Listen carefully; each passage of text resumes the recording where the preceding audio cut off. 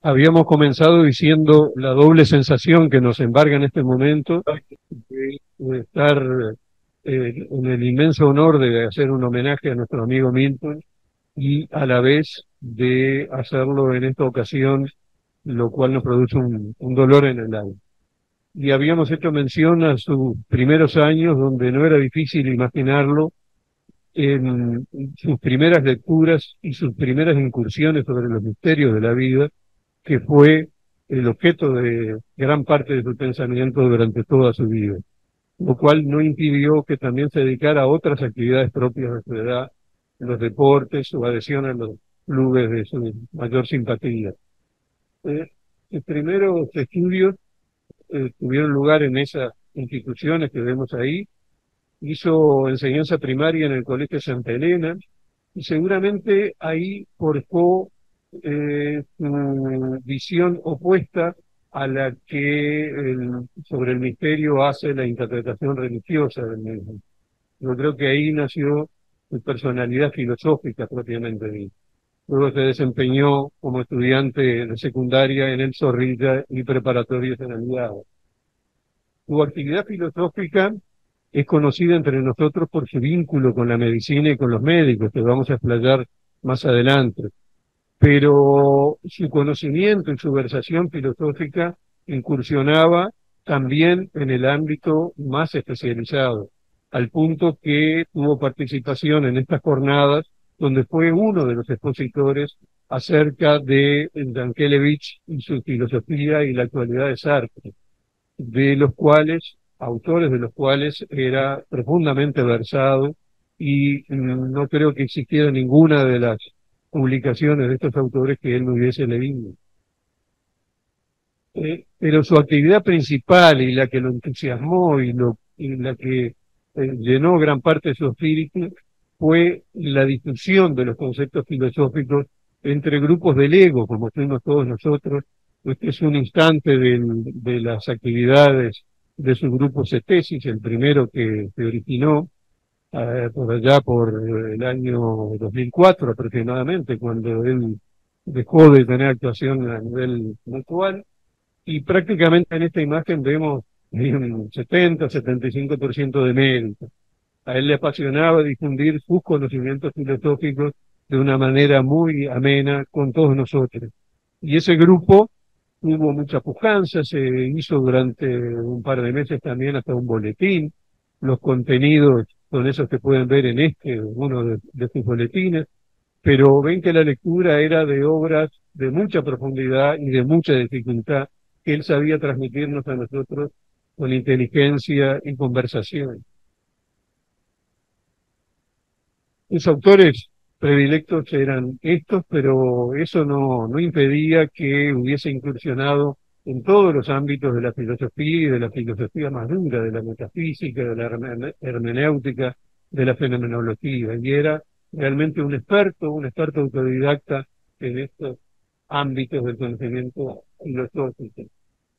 Pero no solo era un conocedor y un erudito en este terreno de la filosofía, sino que también era un generador del conocimiento filosófico. Y en esta, que puede ser considerada su obra magna, donde él consolidó todos los apuntes que había hecho a lo largo de su existencia en este maravilloso volumen que aúna su conocimiento y sus vivencias en el terreno de la filosofía. Pero también se empieza a mostrar, como se ve en esos encabezados al inicio, su condición humanística y su condición como persona y sus valores. Dedica este libro a su esposa, reconociendo que estaba enferma, en algo de suma actividad, afectividad, y también siente la necesidad de ser aprobado en su producción literaria por el entorno que lo lea. Y no solo eso, sino que exhorta al lector a comunicarse con él, a intercambiar ideas, a intercambiar conocimientos en todos esos terrenos que en el índice de este libro pueden verse como también sumamente profundos y equiparables a los de los autores que él tanto veneró. cada tanto se traen. Bueno, para la publicación de ese libro, eso implicó un esfuerzo bastante importante. Allí fue protagonista Andrea Quadrelli, la hija del académico Quadrelli, que le facilitó mucho los contactos a los efectos de poder entablar el vínculo con las editoriales y poder hacer la edición del texto, que tuvo sus dificultades. Ahí estamos en una amena reunión en la librería Escaramuza durante los preparativos de esta publicación que al final cuajó, se presentó en la sede de Parvadomus, ahí en la calle, en el Boulevard Artigas, y de ese episodio se mantienen algunas fotografías donde lo muestran a él con sus entrañables amigos, el académico Quadrelli, con Lito Grillo, con la propia Andrea Quadrelli. También fue presentado su libro aquí en la academia, tuvimos ocasión también de tener el honor de introducirlo en la presentación de su libro, del cual hizo en esta sede una enumeración muy importante. Y aquí lo vemos en el grupo de discusión filosófica ya en su segunda etapa, ya cuando él había interrumpido la continuidad con el primero de los grupos y había generado este segundo grupo que le dio en llamar Moema, y en una de sus actividades también en Parvadomus, que había sido cedido muy generosamente por su presidente, Lito Grillo, para las presentaciones. Ahora, no se limitó a eso, él quiso trasladar la filosofía al ámbito de la medicina.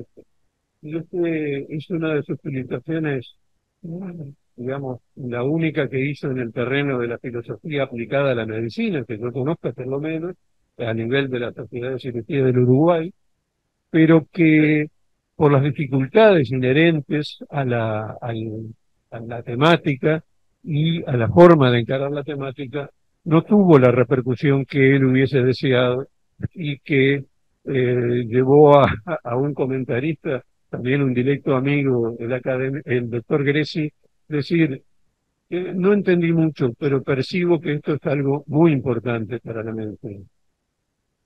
En el ámbito de la medicina también tuvo ocasión de participar en este coloquio multidisciplinario internacional, donde se abocó a uno de sus temas predilectos, que es reivindicar el sitio de la medicina científica y de la medicina tecnológica dentro del ámbito de la aplicación de las ciencias médicas. Y es así que desarrolló en esta instancia una idea de la medicina.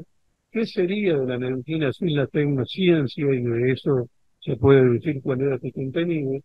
Y lo que hay que agregar o restituir a la medicina científica para que realmente se aproxime a la persona. Milton fue un humanista y basta señalar esta frase para resumir su pensamiento en este sentido. Lo primero que se necesita para ser un buen médico es ser una buena persona. Y creo que la frase habla por sí misma. Tuvo vínculos también con la historia de la medicina, con la sociedad de la historia de la medicina, que no fueron vínculos muy permanentes, muy profundos, pero sin embargo, siempre supo justipreciar y reconocer el valor que sobre el desarrollo en una época cualquiera de la medicina tienen los antecedentes de todos aquellos que hayan actuado antes. Es así que participó también en algunos coloquios en esta casa en conjunto con el académico Crestanelo y el académico Trotsky.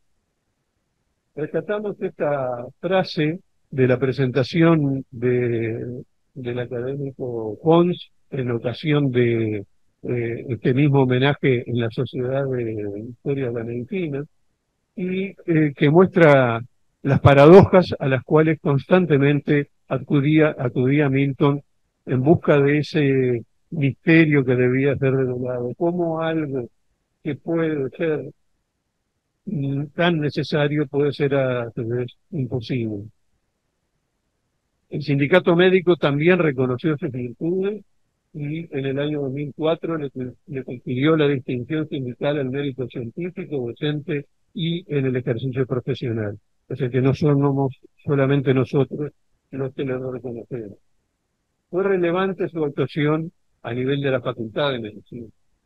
Y esa actuación tuvo dos lugares de desempeño: la cátedra de anatomía, donde tuvo los fundamentos necesarios, muy importantes para un desempeño quirúrgico de excelencia, como fue el que siempre tuvo, y a nivel de las clínicas quirúrgicas, iniciando su actuación en un vínculo muy relevante con el profesor Chiflé, del cual guardó siempre un recuerdo muy afectuoso y un reconocimiento. Aquí lo vemos en actividades vinculadas a la cirugía en el ámbito de la facultad, en este caso las jornadas uruguayo-francesas de cirugía en el año 1975. Se vinculó luego con el profesor Bolívar Delgado. En ocasión de esto fue que lo conocimos. Él se hizo cargo simultáneamente que Bolívar Delgado era nombrado como profesor de grado 5, él era designado profesor agregado de grado 4 en la Clínica Quirúrgica 1 del Hospital Pasteur. Y se abocó al manejo de la seccional de cirugía vascular, tal vez una de las primeras seccionales de subdivisión del trabajo quirúrgico en nuestro medio, y se encargaba de la revista de revistas, abasteciéndonos a todos nosotros de material para la lectura y los comentarios. Recuerdo que una de las primeras cosas que hizo en el año 32, cuando yo me integré a esta clínica, se acercó a mí. Él estaba en un cargo en la comisión directiva de la Sociedad de Cirugía, y me dijo: Miller, ¿vos vas a hacer cirugía? Y yo daba por sobreentendido que sí, aunque no era tan sobreentendido. Y me dijo: bueno, entonces tenés que ser socio de la Sociedad de Cirugía. Y me extendió la boleta, y ahí mismo ingresé a la Sociedad de Cirugía. La tenía muy clara. También tenía muy clara cuál era su visión educativa. En una ocasión había sido convocado a una clase a la hora 8 en el salón de clase del Pasteur, la capilla, y a las 8:01 no había nadie en el salón. Entonces tomó su tiza, se dirigió al pizarrón y puso: clase de hoy, hay que llegar en hora, y se retiró inmediatamente. En el momento que se iba, llegaba el primer estudiante que trató de seducirlo, pero no hubo caso. Esa fue su clase inaugural en este momento. Milton, entonces, como decíamos, estuvo muy vinculado a la Sociedad de Cirugía, de la cual fue presidente en el año 83, cuando teníamos sede en este mismo local, o actividades en este mismo local, en el anfiteatro de la planta baja, antes de disfrutar de la casa de España. Y así fue como se vinculó a muchos de sus congresos, y el congreso que le tocó presidir fue el 38 Congreso, donde dio un memorable discurso inaugural, del cual me voy a permitir reproducir algunas líneas, porque creo que es mejor que escucharnos a nosotros hablar, escuchar al propio Milton esos conceptos, los cuales nos va a dar una pintura muy exacta de lo que él era, y de cómo sentía y cómo pensaba.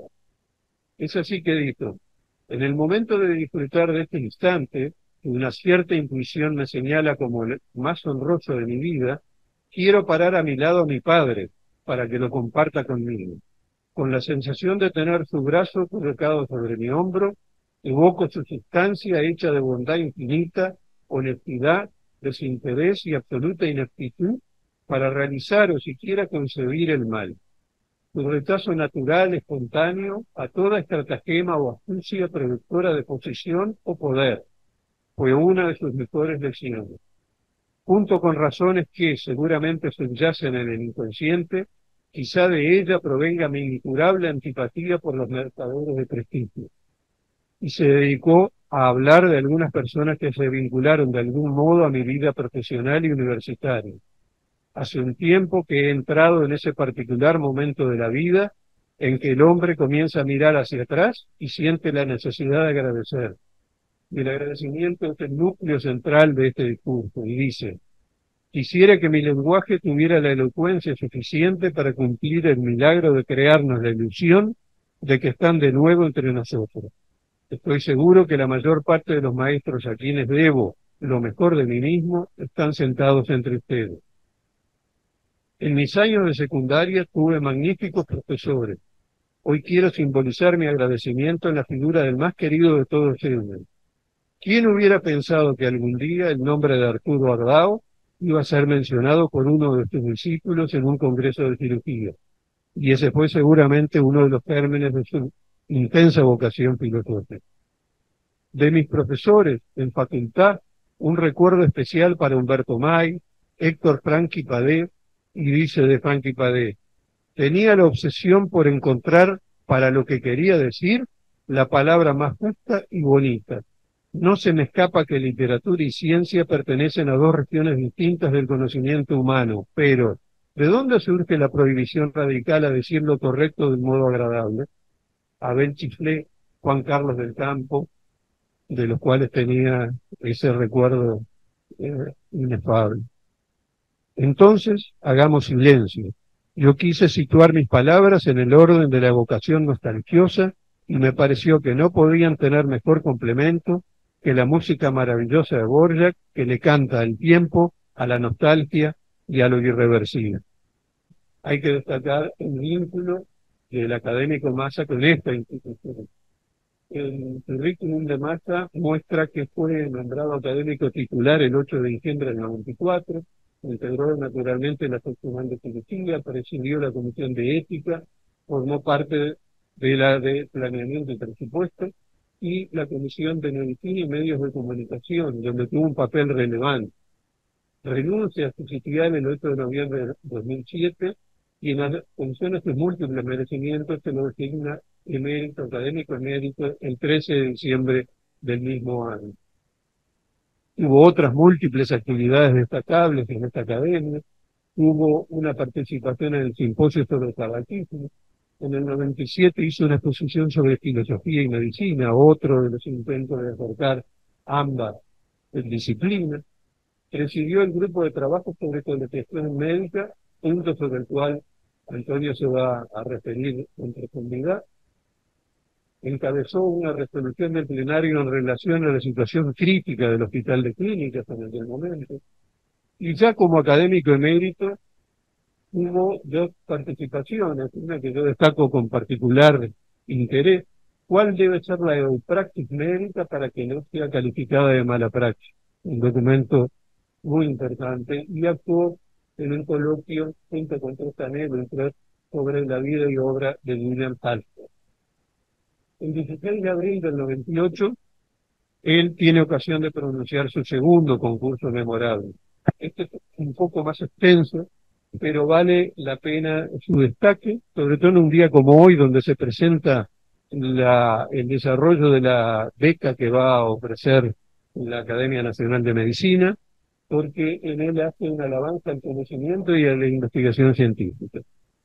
Dice así: la intención que nos convoca es el estímulo de la investigación en el campo de las ciencias médicas, en la creencia y la convicción de que el conocimiento es un bien humano.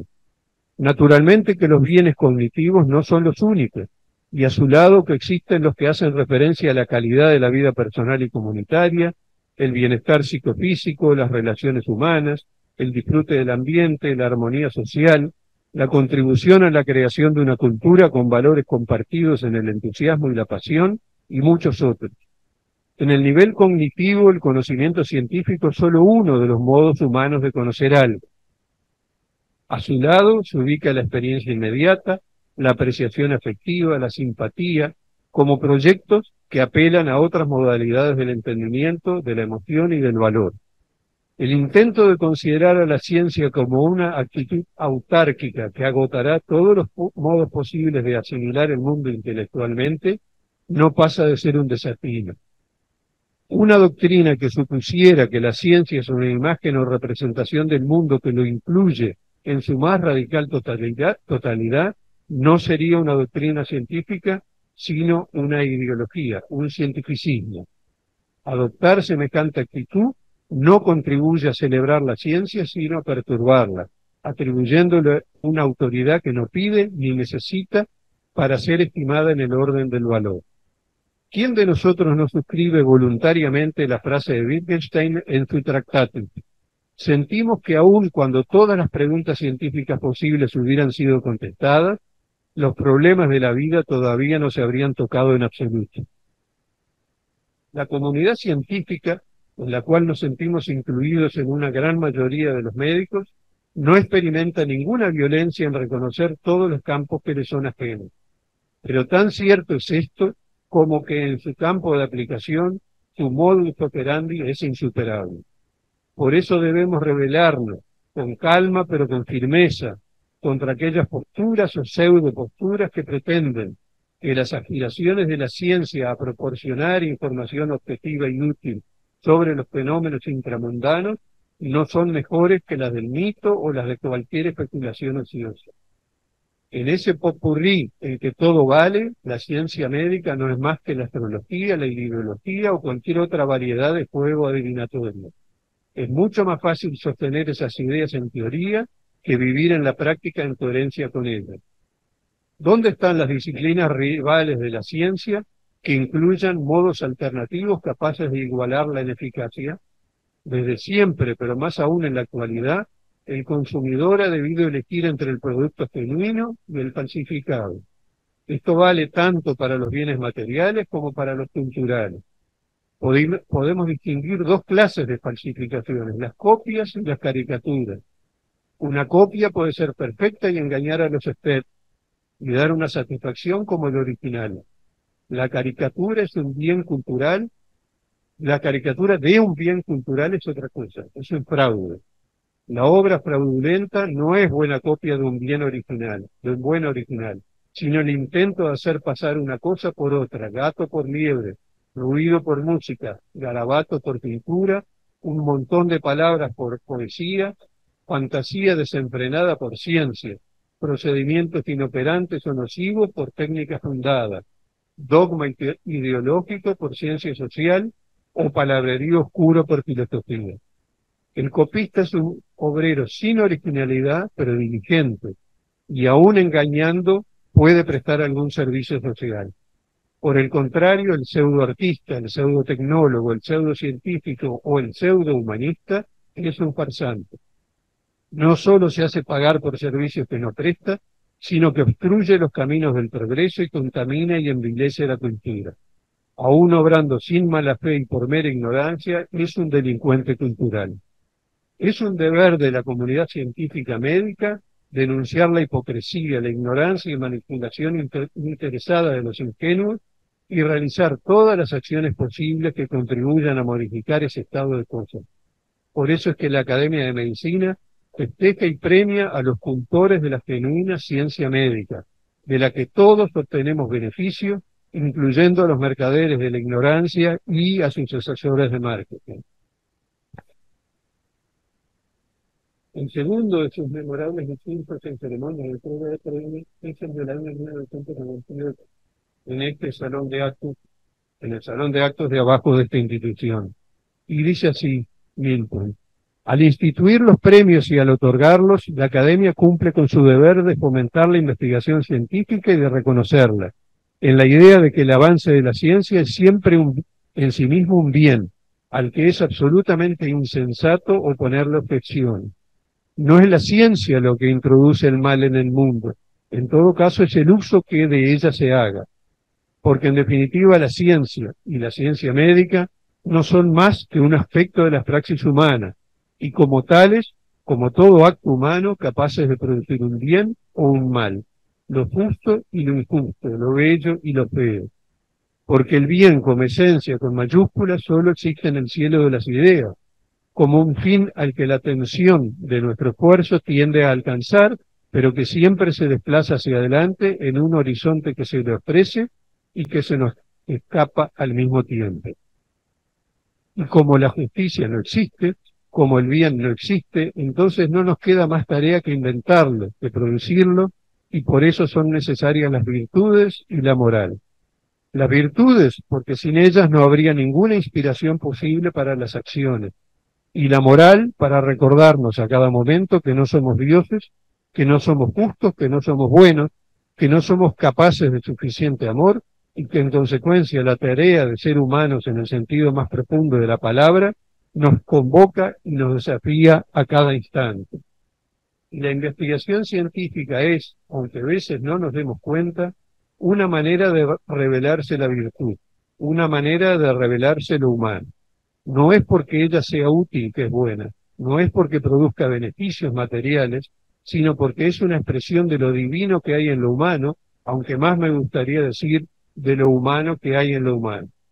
En una época en la que el logro de la virtud aparece como expresión de un cierto delirio o de una perversión afectiva o intelectual, alejada de las perspectivas pragmáticas, utilitarias e instrumentalistas del mundo posmoderno, su reconocimiento con humildad y sin la mera pretensión moralizadora nos parece oportuno. Y eso es lo que hoy premia la academia, la intención de producir el bien a través del saber.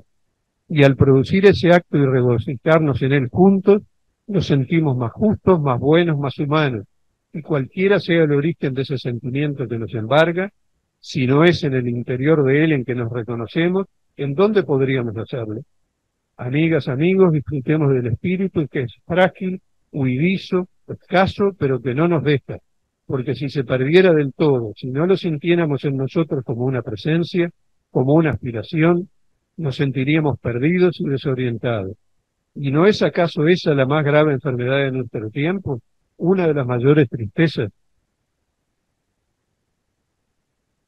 Bueno, Antonio, ¿qué pasó en una reunión conjunta de las academias del Plata? Este es un fragmento del discurso de Milton Massa en ese momento. Hoy es un día de mucha alegría para la Academia Nacional de Medicina del Uruguay. Más allá de cualquier protocolo de solemnidad, deseamos que este encuentro tan grato se celebre bajo el signo de la amistad, configurando un auténtico ágape en el sentido de los antiguos griegos. La amistad, que ya es buena desde las resonancias que produce en el alma la sonoridad de los propios fonemas que componen la palabra amistad, es una palabra hermosa que suena bien al oído, pero mucho más aún al espíritu, porque quizá no haya forma de la relación humana más pura, más despojada de esos componentes adventicios que inevitablemente siempre vienen a contaminar de algún modo los vínculos entre las personas. Valoramos tanto la amistad al punto de que, queriendo realzar la relación con Cristo y señalar su beatitud, decimos, somos amigos, porque pensamos que ser amigos es algo más que la vinculación de parentesco. Y así los sentían también los antiguos, que le daban al concepto de amistad la extensión que hoy le damos al concepto de amor, y hablaban de la amistad paternal, familiar y hasta amorosa. Y aún hoy, no hay muchas francesas que se dirigen a tu esposo a través de un significativo yo a mí. Entonces, nada mejor que reunirnos en la alegría y la confianza que confiere el sentirse entre amigos. Y en el interior de ese estado de ánimo, y respondiendo al patos y al ethos que subyacen a la inquietud científica, desarrollar dos apasionantes aspectos de los problemas médicos modernos. En ocasión de la entrega de premios de la Academia del año 1997, que tuvo lugar el 12 de noviembre del 98, en la sala de Banca República, decía, entre otras cosas, Milton, la idea de quienes estiman que el esfuerzo científico merece el estímulo y el reconocimiento de las instituciones y la sociedad en su conjunto, en la época histórica acrítica en que nos ha tocado vivir, en que los puntos de referencia se hacen cada vez de percepción más difícil, y en que una absurda tendencia niveladora tiende a poner todo en el mismo plano, en el orden del mérito y del valor, cuando no llegando a promover una auténtica inversión de los mismos, la Academia Nacional de Medicina sigue pensando, y no podía ser de otro modo, que el método científico es la mejor manera de aproximación al conocimiento y a la interpretación de los fenómenos, cualquiera sea el campo de estudio en que esos fenómenos intenten ser comprendidos. Y continuaba en otro párrafo de su alocución, una cosa es la astronomía y otra la astrología.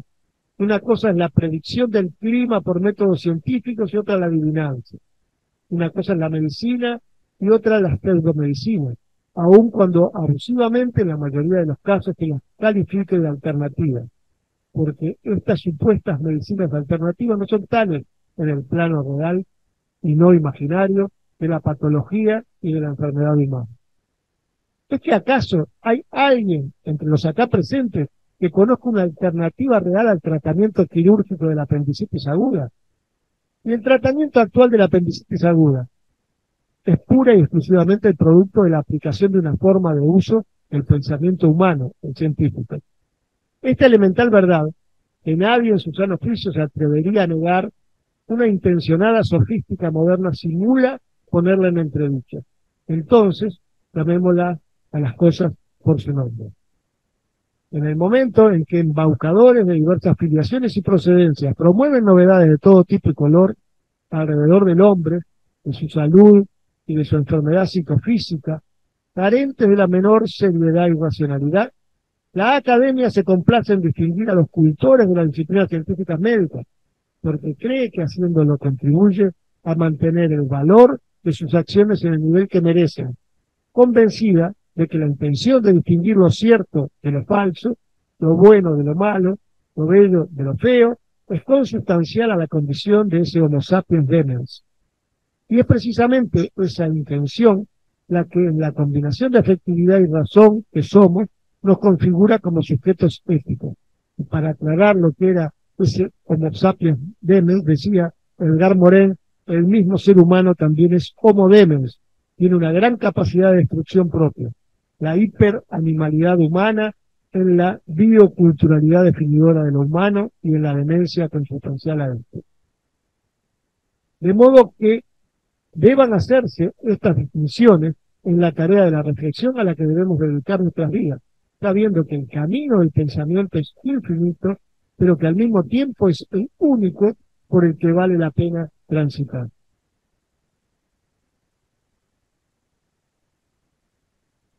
Una actividad también de Milton destacable en la reunión de presidentes de la Asociación Latinoamericana de Academias de Medicina, ARANAM, donde cuando se toca el tema del sector salud en el Uruguay, él hace una exposición y en esa ocasión se establecen una serie de conclusiones y de recomendaciones que fueron un hito en su momento y donde se puede ver claramente la incidencia que Milton ha tenido en la diagramación de esas conclusiones. Y ahora sí. En la 22ª reunión conjunta de las Academias de Medicina del Plata, que tuvo lugar el 19 y 20 de octubre del año 2000, realizó Milton una exposición sobre medicina y los medios de comunicación. Y entre otras cosas decía, es una percepción de que existen problemas entre la medicina y los medios de comunicación. Hay algo en este asunto que genera un malestar y la sensación de que algo debe ser cambiado. Estas reuniones tienen que ser jornadas de reflexión, jornadas de pensamiento. Si no se piensa en el ámbito académico, uno se preguntaría, ¿dónde se va a pensar?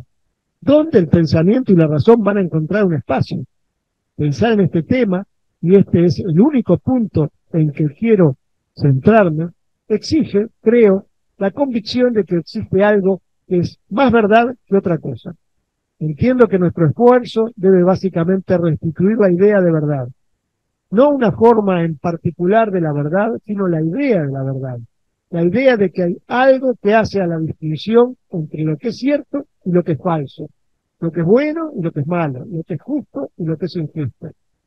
Si todo vale lo mismo, si es lo mismo la medicina científica que la que no lo es, si es lo mismo la adivinanza que la predicción científica, si todo es exactamente igual, entonces, ¿cuál es el sentido de lo que estamos haciendo? Está en juego la necesidad de distinguir lo justo de lo injusto, lo razonable de lo que no es razonable, lo verdadero de lo que es falso, lo bueno de lo malo, lo bello de lo que es feo y lo valioso de lo que no lo es. La libertad tiene paradojas.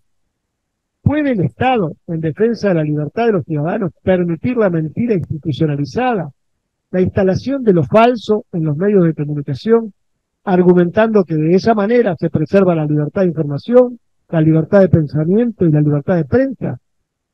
Creemos que hay un límite a la libertad. Hay gente que no cree que sea un delito, por ejemplo, mentirle a la gente, prometerle curaciones en base a determinados ejercicios espirituales o de cualquier otro orden. Esto no es percibido como un delito. Tenemos que discutir ideas. Por ejemplo, una idea es si creemos o no creemos nosotros en que el método científico es superior a la producción de salud de otras prácticas. Yo creo que hay una enorme falacia. Nadie se comporta a nivel individual como lo hace a nivel social. A nivel individual, puedo decir, no voy a ir a ver a ese médico porque es un incompetente. Pero luego, cuando trasladamos esa actitud individual a lo social, decimos ser un buen ciudadano democrático, lo que significa concederle a todos el mismo grado de credibilidad y el mismo grado de respeto. Y terminaba. Nosotros, integrantes de la comunidad científica médica, nos manejamos en el contexto de un cierto paradigma de verificación, y un cierto concepto de lo que es verdadero y lo que no lo es. No es un problema de lenguaje, es un problema de verdad. Lo que hay que decirle a la gente para ser una persona de bien es la verdad. ¿Creemos que hay una verdad con respecto a las cosas o no? Ese es el punto. ¿Por qué yo tengo que ir a los juzgados a dar cuenta de mis actos y el chamán no? Si no es todo igual, asumamos que no es todo igual y empecemos a hacer el esfuerzo por distinguir en qué consiste la diferencia. De eso se trata. Yo creo que mi objetivo es producir el bien de mi paciente, decirle la verdad, ser un hombre de bien, ser honesto, ser transparente con mi paciente. Le atribuyo al comunicador exactamente los mismos objetivos. Gracias, Antonio.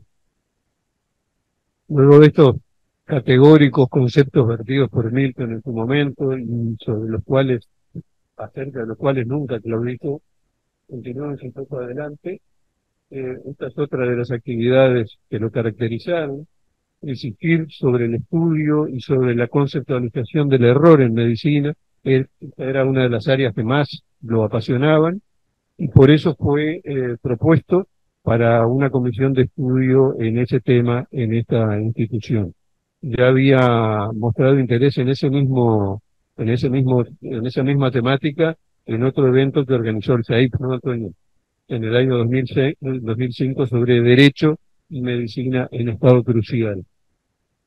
De los boletines de esta institución hemos rescatado también numerosos valiosos aportes en relación a comentarios realizados en diversas ponencias, todos de valor supremo y que vale la pena leer y releer a nivel de nuestros boletines. Vamos a hablar ahora de algunos aspectos relacionados con la tarea de Milton y la colegiación médica. Bien, aunque tardíamente quiero agradecer a las autoridades de la academia por permitirme acompañar al académico Augusto Müller en este homenaje al académico emérito Milton Enrique Massabril. Es para mí un honor y quiero dar un breve testimonio de lo que considero que debemos recordar. Pero debo mencionar al pasar que a Milton lo conocí cuando ingresé a la Facultad de Medicina. En 1960 era el bisector que me trató y a partir de ahí labramos una hermosa amistad. También hice con él mi primera guardia en el Hospital Pereira Rosell cuando él empezaba la rotación de su tratamiento interno. Pero teniéndonos a lo que teníamos que poner. Fuera de la intensa actividad docente y científica enseñada por el académico Müller, deseo recordar que cuando fue presidente de la Academia Nacional de Medicina en el periodo 1998-99, gracias a su iniciativa, visión, claridad de objetivos y perseverancia, se dinamizó una vieja propuesta de los médicos que era la creación del Colegio Médico del Uruguay. Que hasta entonces había sido infructuosa aspiración colectiva. Constituye un hecho poco conocido, pero que merece ser destacado, porque se trata de una historia reciente que permanece parcialmente ignorada.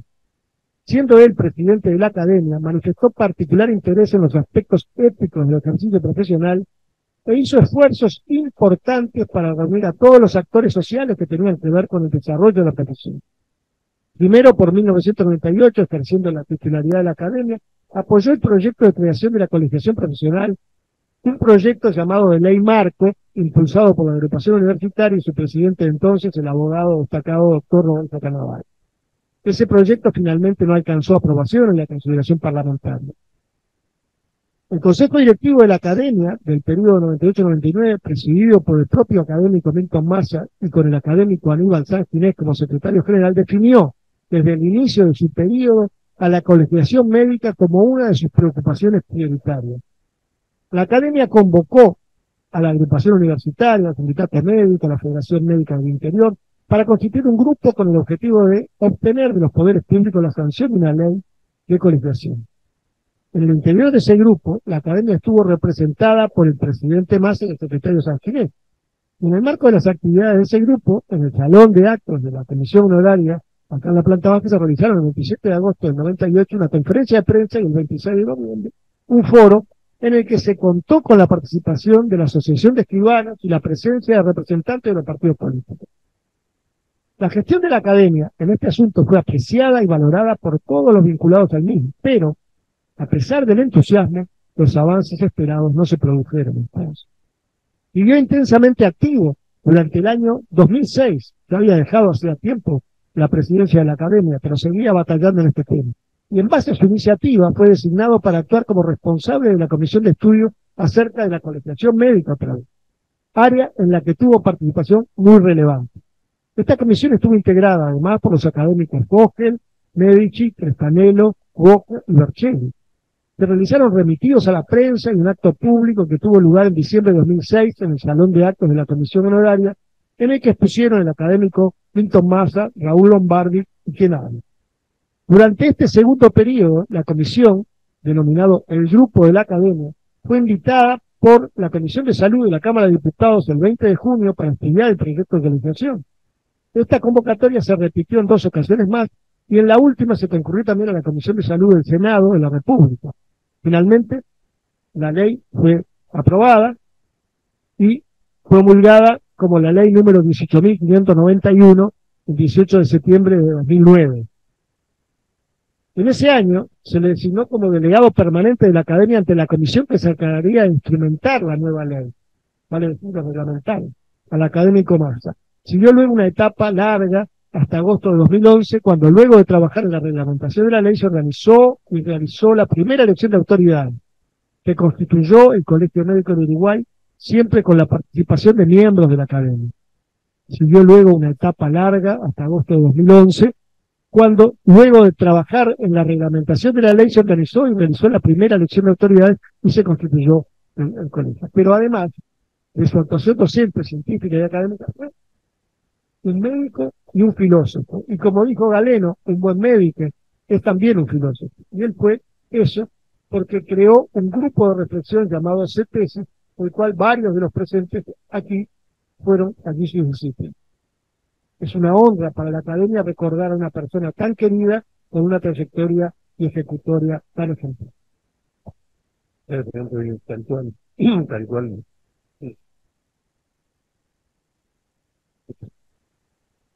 Continuando con lo que venimos diciendo de Milton, es otro hito dentro de su producción científica, en conjunto con el académico Crestanello, esta publicación o este trabajo, La medicina científico-tecnológica y las otras medicinas, que se difundió a nivel interno dentro de nuestra institución, pero que no tuvo la trascendencia que él hubiera deseado. Tal vez esto que él lo vivió como un revés importante en su trayectoria haya contribuido a su alejamiento de la institución. Una de sus participaciones también destacables es la que tuvo en ocasión del homenaje al académico emérito Aníbal Sanginés durante la 34ª reunión conjunta de academias de Medicina del Plata, donde también hay una emotiva pieza oratoria que aconsejamos su lectura.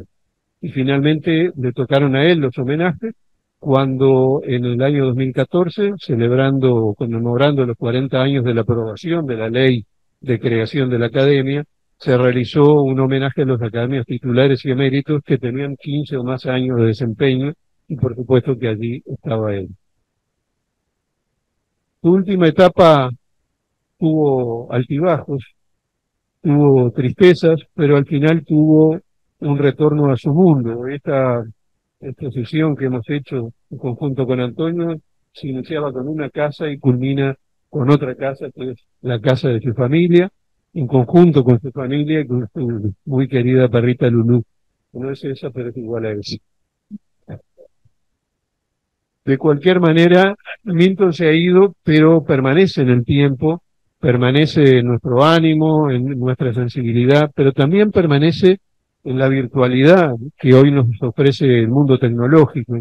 En ese vínculo de YouTube podemos encontrar 33 videos de más de 2 horas de duración donde él expone las sesiones que ya en ese momento eran grabadas a nivel de YouTube y colgadas a nivel de YouTube sobre múltiples aspectos filosóficos, algunos dedicados a la filosofía de Heidegger y otros dedicados a lo que él consideraba lo que debe ser pensado. Aquí ya lo vemos desmejorado en su etapa final, si se quiere, de su enfermedad o al inicio de su etapa final, pero que no le impedía, con un esfuerzo eh, fuera de lo común, seguir insistiendo en su tarea permanente de poder llevar hacia todos nosotros su pensamiento y su cosmovisión. Creo que hay una aspiración dentro de todo este contexto que es muy alcanzable, que sería que su obra, Los cuadernos del sentir y del pensar, por el valor que tienen, pudiera ser incluida en la página web de nuestra academia.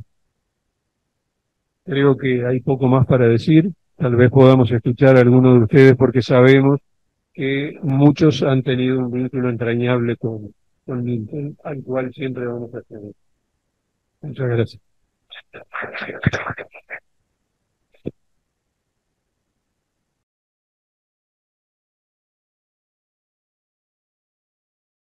Muy brevemente, yo tuve menos contacto que los dos oradores, uno de los presentes, con Milton, pero fue enormemente fructífero y de crecimiento emocional para mí.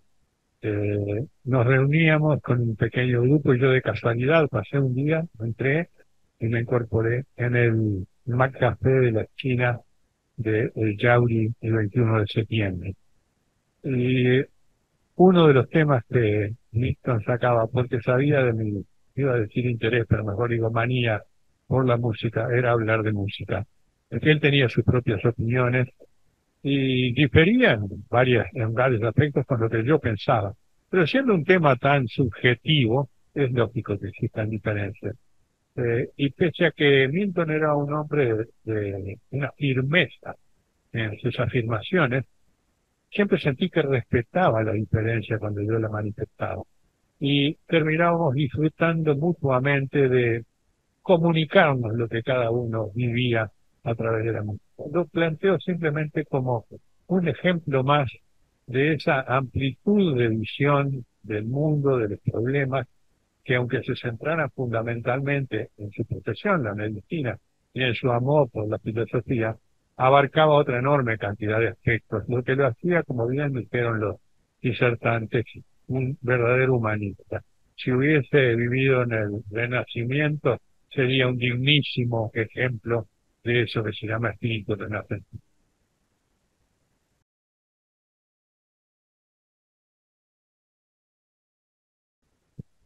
Buenas tardes. Bueno, simplemente quiero ser muy breve porque me siento muy emocionado. Como hijo, pero representando a la familia, agradecer a todos ustedes el homenaje que están convocados en el cual se hicieron presentes. Muchas gracias. Muchas gracias. Creo que el doctor Querstanero está pidiendo la palabra a través del Zoom.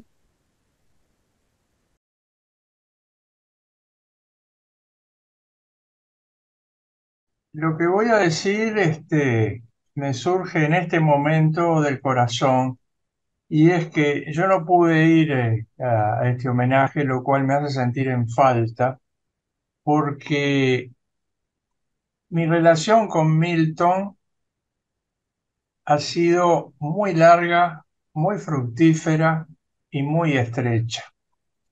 No fue en el campo del conocimiento filosófico, porque yo no tengo ni siquiera la constitución de mi ADN cerebral para entenderlo.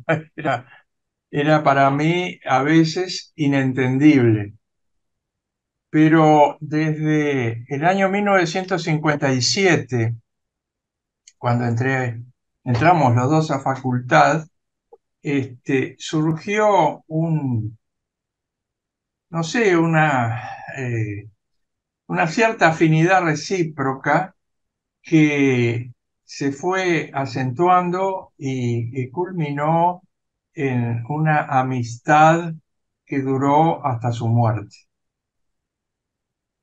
que estuvo centrada sobre todo en relación a la cirugía, la especialidad que los dos amábamos y que practicamos. Tuvimos momentos de discrepancia, momentos de cercanía, compartimos algunas aventuras quirúrgicas como cuando recién entrados de jefes de clínica, el doctor Ormaechea nos nombró cirujanos de una mutualista hoy desaparecida y tuvimos que enfrentar situaciones realmente terribles, mm, teniendo muchas dudas si estábamos capacitados para ello. Después compartimos eh, el cargo de grado 3, cirujano, profesor adjunto del departamento de emergencia, las conversaciones en la tarde.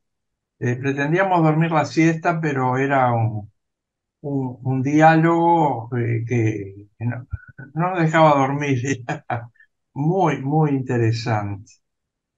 Después, en la cirugía vascular, él, cuando éramos los dos grado 3 en la clínica del profesor Rubio, Milton retomó y revivió la cirugía de la estenosis carotidia, que el equipo de neurovascular del Instituto de Neurología había un poco abandonado por los malos resultados y las asperezas que había con los cirujanos que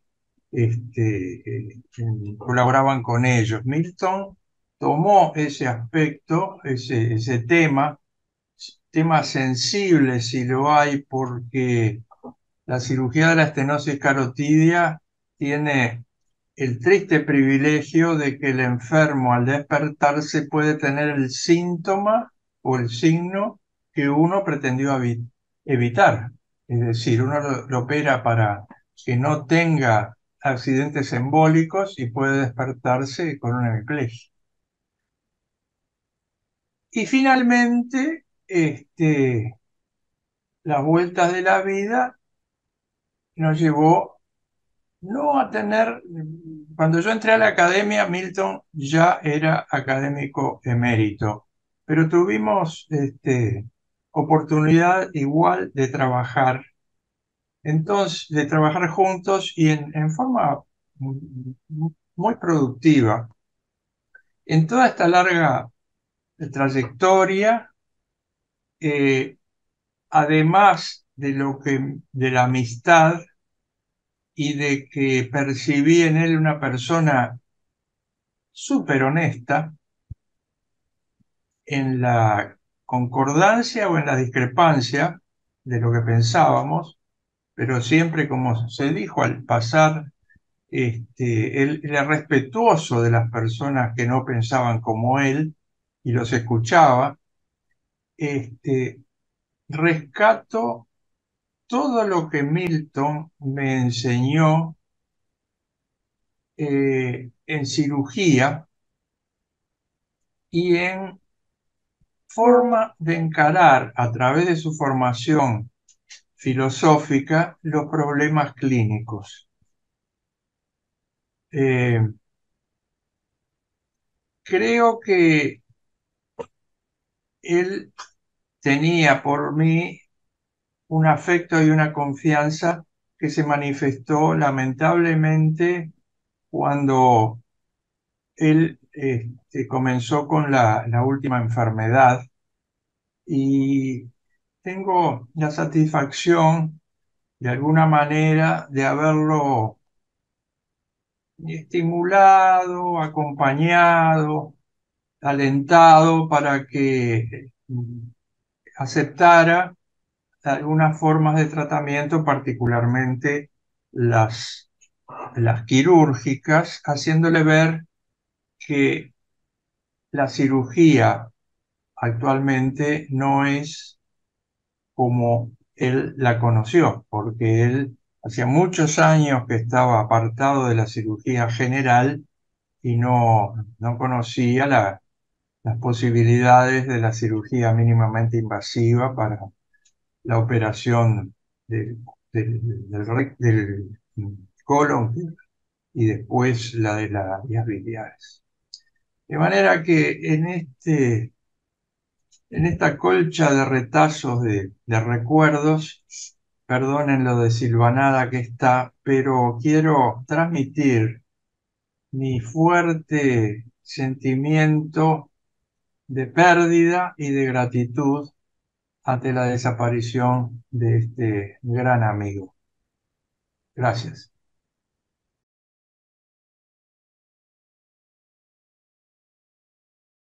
No me tomo el atrevimiento de participar de la que no se entiende, pero sí me considero una especie de salud, de más transmisión, transmisión.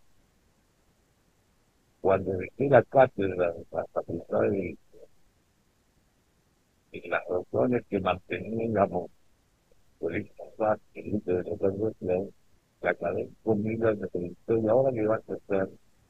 Y yo le contesté que probablemente fuera humanidad a acercarme a la filosofía, no para hacer la carrera grande, que realmente se para tomar de práctica de filosofía. Y hay personas que tenían un grupo de filosofía formado básicamente por médicos, ya internacional me invitó a integrar. Eso es y Newton me recibió con una enorme calidez, extraño, que no permite hacer y que por razones emocionales, porque no había nacido en el cosmológico, en la que ha venido de la sangre real, de qué se trataba la vida. Y entonces pude dar testimonio público de que Newton Massa era el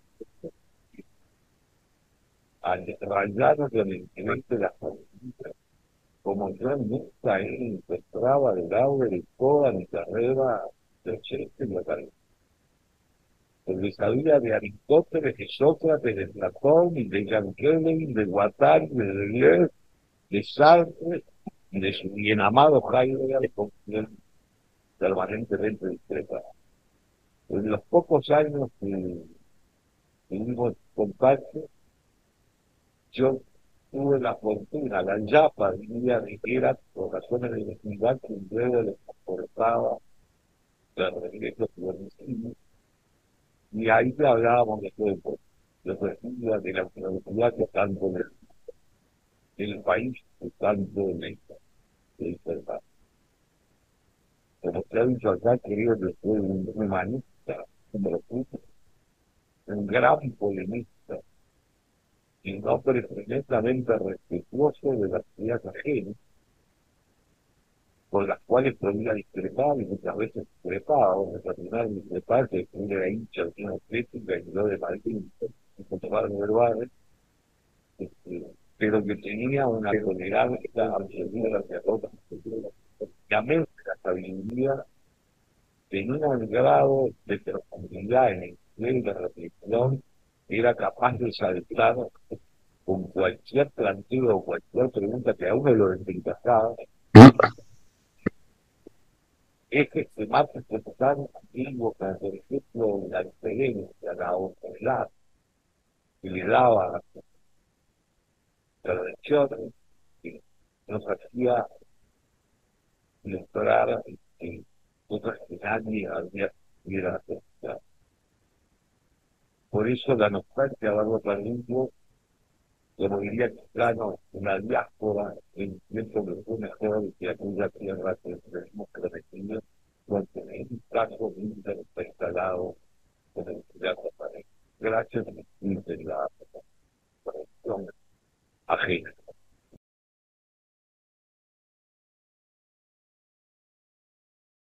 Yo no sabía ni era mucho más. Empecé a hacer mi tesis en un tesis de doctorado en locura traumática de la aorta torácica y él me dijo, andar a hablar con Milton Massa que te va a causar. Esa relación aplastante que tuvo el intelecto y la rectitud no me impidió siempre la admiración que me causó Milton, y esa relación abajo arriba de algo siempre tan lejos y cada vez tan más lejos. Tal vez no me permitió aceptar la calidez y la bonomía que me ofrece. Siempre lo digo muchísimo. Yo después de ahí leía con mucha envidia a toda la generación de compañeros que hacían cirugía vascular, voluntarios, que se formaban en la cirugía vascular, la curación y las enfermedades agredidas. Yo estaba en otra línea de formación quirúrgica hasta que vino el trabajo de este documental. Yo con esa admiración velada y de costado, que por minutos vengo a la sociedad de cirugía, que el doctor Massa, con gran expectativa, además, en ese momento iba a hablar de Finland, creo que hasta trayectoria. Y me encuentro con un trabajo que me marcó la vida, me parezca mentira, a mí es la única oportunidad que tengo que ver para decir. Primero, lo escuché atentamente, fue tremendamente revulsivo, y al final del trabajo, donde él cuestiona a lo largo de su trabajo el término diabético y el valor de la pregunta médica y el sentido de la respuesta médica, cosa que le puse mucho atrás, y termina proponiendo una visión, digamos, escolástica. No entendí nada, no entendí absolutamente nada. Me fui, pero ¿qué pasó? Era la primera vez en la vida que me mostraba en la medicina de trabajo. Entonces un día fui a mirar la bibliografía, y debe ser la única bibliografía en la historia de la sociedad científica que no tiene una ficha técnica de todas las cosas. Entonces, eso fue tremendamente importante para el futuro, porque me permitió volver con los años y ya con otra madurez y fuera de la época esa del 90 y pico, donde uno era un cirujano de formación intoxicado por el acero y la sangre, me permitió ver otra, me permitió empezar a descubrir que había otra visión de la medicina, de la ciencia. Y eso otra vez los años que mantuve una relación con Milton, y lo último que voy a decir, porque lo quiero rescatar, es el cirujano de emergencia. Milton fue grado 3, que fue en el departamento básico de emergencia. Que yo no sé si me hacía las guardias, no me acuerdo con el doctor, con el académico mental. La guardia era más alta que el talento. Entonces yo me desvivía en aquella época por hacer alguna guardia con él, y con el Canelo también, cuando no estaba, trataba de agarrar esa guardia.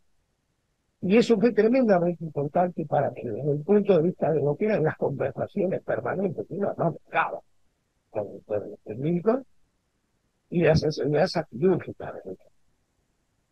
Fue una experiencia para mí en una época muy importante. Después mi contacto con esto de los esporádicos, en fin, la lógica de la vida académica me acercó a ellos en momentos que realmente me parecía pertinente, pero Milton, capaz que no lo físico, pero el pensamiento, el modelo de pensamiento de Milton, la capacidad de la pregunta filosófica pero práctica, de qué hacemos, dónde vamos, cómo debemos conocernos.